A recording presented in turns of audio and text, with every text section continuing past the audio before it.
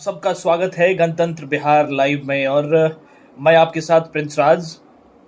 सुबह की खबरों को एक साथ लेकर कतरन में मैं आपके साथ हाजिर हूं और आपको मैं बताऊंगा अखबारों की सुर्खियों पर। शो के प्रायोजक है मां भवानी डेकोर प्राइवेट लिमिटेड, मतलब a complete floor solution, new 0 mile Dadar road Agniveer पर अग्निपथ पूरे देश में लगभग इस तरह की चीजें दिख रही हैं। आपको जैसा पता है, गृह मंत्रालय की तरफ से परसों यानी कि जो 14 जून को एक फैसला आया था और 14 जून के इस फैसले में यह बताया गया था कि सेना में अब जो भर्ती है उसकी प्रक्रिया बदली जा रही है। और उस बदली हुई प्रक्रिया में जो भी वायुसेना, थल सेना और जल सेना में जो लोगों को भर्ती की जाएगी, इस भर्ती के दौरान 4 साल युवाओं को जो है वहाँ ट्रेनिंग दी जाएगी और सर्विस दी जाएगी। और उसके बाद जो है उसमें से 25% युवाओं को आगे कंटेन किया जाएगा, उसमें आगे उनकी सेवा जो है वो जारी रखी जाएगी।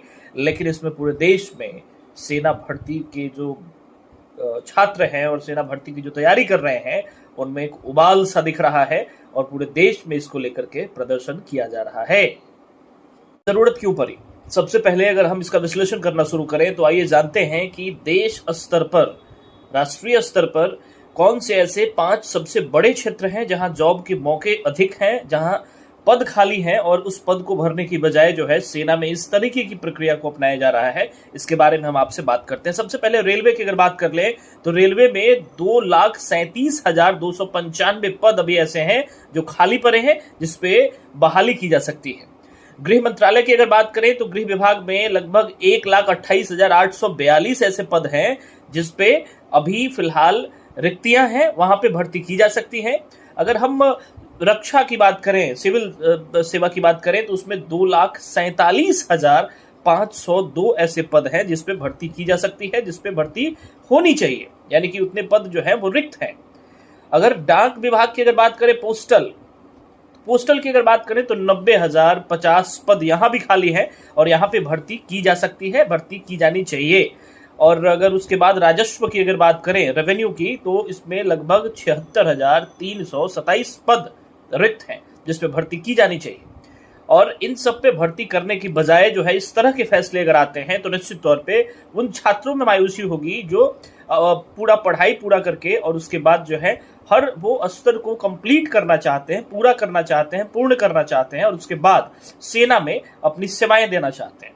अगर वो लोग 21 वर्ष की, चूंकि उसकी अधिकतम उम्र है 28 से 21 वर्ष की उम्र है, और उस उम्र में अगर वो लोग सेना में जाते हैं और 4 साल सेवा देकर 25 साल की अवस्था में अगर वो लौट आते हैं तो उन 75% युवाओं के भविष्य का क्या होगा, इसको लेकर एक बड़ा अंधकार दिख रहा था, अंदेशा जाहिर किया जा रहा था। छात्रों के द्वारा इसके खिलाफ प्रदर्शन किया गया। और अगर आपको बताएं कि बिहार में विभिन्न जिलों में प्रदर्शन हुई और उसके बाद मुजफ्फरपुर जिले में जिस तरह की स्थिति दिखाई दी वो काफी दयनीय रहा।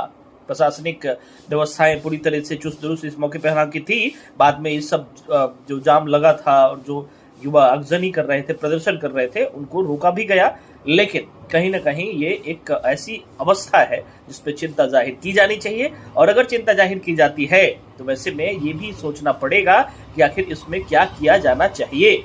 सबसे बड़ी बात आपको बताएं कि इसमें जो सबसे बड़ा जो मानक था कि 25% युवाओं को आगे सर्विस में कंटेन किया जाएगा, मौका दिया जाएगा। तो वैसी परिस्थिति में इसके लिए जो पहल होगी या फिर इसके लिए जो पैरामीटर्स होंगे वो तय कौन करेगा, और इस पैरामीटर्स की देखभाल और उसके एवज में जो है आगे कंटेन करने के लिए वो किन की बातों पे होगा, किस रिपोर्ट पे होगा, ये बड़ा मायने रखता है। आगे देखना है इसमें और क्या होना है।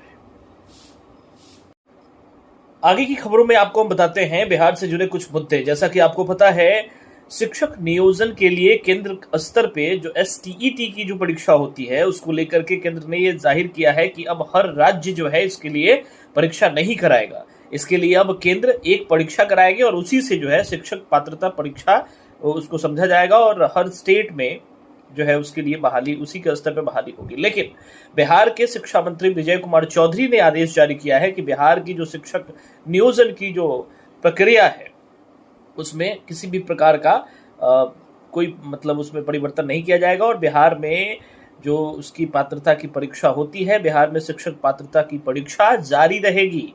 हालांकि केंद्र सरकार के इस फैसले के बाद बिहार सरकार का ये रुख देखना है किस स्तर का होता है और इस पर किस प्रकार की प्रतिक्रियाएं आगे जाहिर की जाती है। अग्निवीर वाले फैसले पर जिस तरीके से बवाल की प्रक्रिया शुरू हुई, उस पर केंद्रीय गृह मंत्रालय का एक और आदेश आया है कि इसमें जो केंद्रीय बलों में जो भर्तियां होंगी उसमें अग्निवीरों को जो है कहीं ना कहीं प्राथमिकता दी जाएगी। राष्ट्रपति चुनाव होने वाला है, क्योंकि जो मौजूदा राष्ट्रपति हैं उनका कार्यकाल जो है जल्द ही समाप्त होने वाला है। तो ऐसे में पूरा विपक्ष 17 दल जो हैं वो एक साथ एकजुट होकर कल बैठक कर रहे थे। ममता बनर्जी की अध्यक्षता में यह बैठक की गई और सबसे बड़ी बात कि इसमें 2 नामों पे सहमति बन रही है और एक तरफ दूसरी तरफ जो है भाजपा जो है वो अपनी आम सहमति बनाने में जुटी है कि इस बार राष्ट्रपति का कैंडिडेट किसे बनाया जाए। हालांकि राष्ट्रपति के इस उम्मीदवारी को लेकर बिहार भी अछूता नहीं है। यहाँ अलग अलग नामों को लेकर चर्चा है, लेकिन एक नाम को लेकर विशेष स्तर पे चीजें चल रही हैं। आगे क्या होगा इस पे आपको हम अपडेट देते रहेंगे। आज की खबरों में बस इतना ही। बने रहिए गणतंत्र बिहार लाइव के साथ। तब तक के लिए नमस्कार।